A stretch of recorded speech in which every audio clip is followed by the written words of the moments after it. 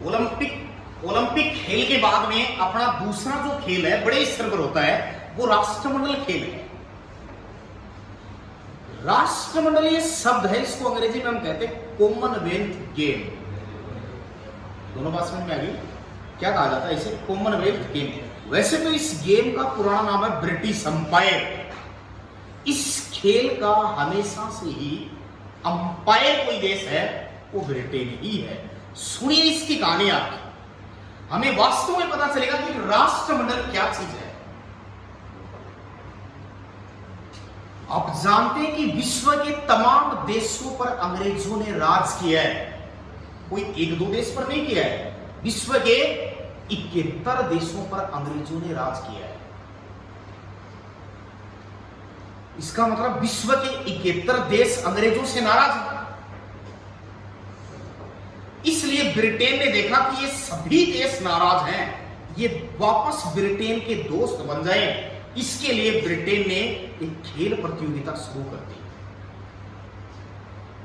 और उस खेल का नाम है राष्ट्रमंडल खेल।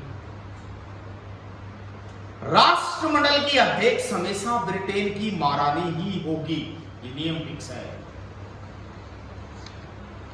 राष्ट्रमंडल खेल का अध्यक्ष कौन होता है? ब्रिटेन ही होता है, ब्रिटेन की महारानी होती है।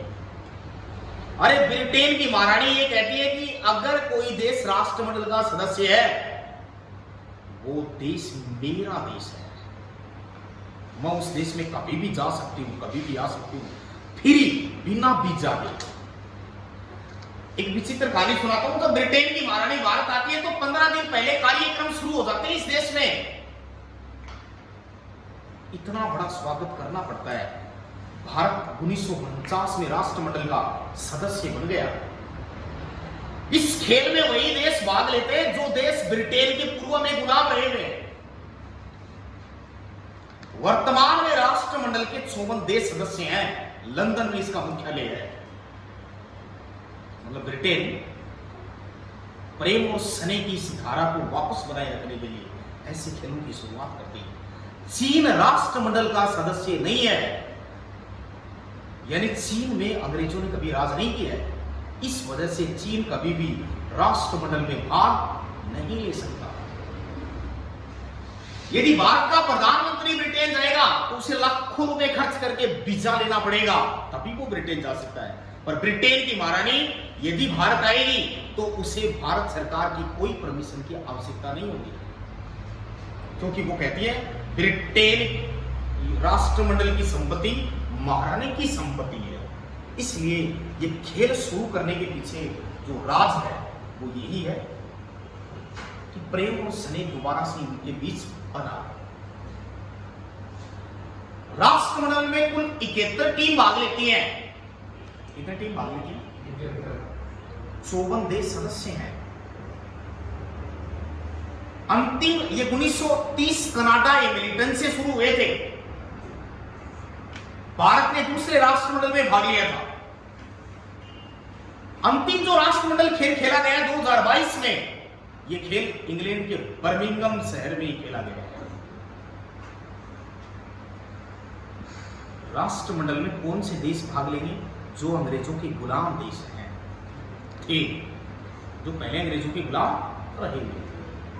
इसलिए इसमें 54 देश भाग लेते हैं। पर कौन सा देश राष्ट्रमंडल में भाग नहीं लेता है? चीन नहीं लेता है। ये बात अपने को दिमाग में रखनी है। तो राष्ट्रमंडल ब्रिटेन के द्वारा बनाया गया एक संगठन है। अरे राष्ट्रमंडल के एग्रीमेंट में लिखा गया है इस देश का नाम इंडिया होगा। यानी हम इसे इंडिया क्यों कहते हैं?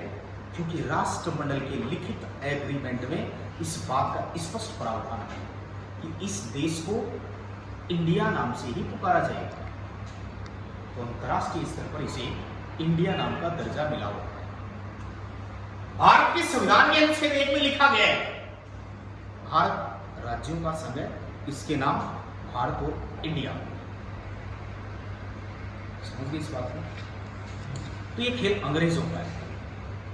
इस खेल में भी वैसे 3 पदक मिलते हैं, बस छोटे लेवल के हैं, थोड़ी राशि कम मिलती है, फर्क इतना ही होता है। इस खेल में भारत ठीक ठाक रेंज में रहता है।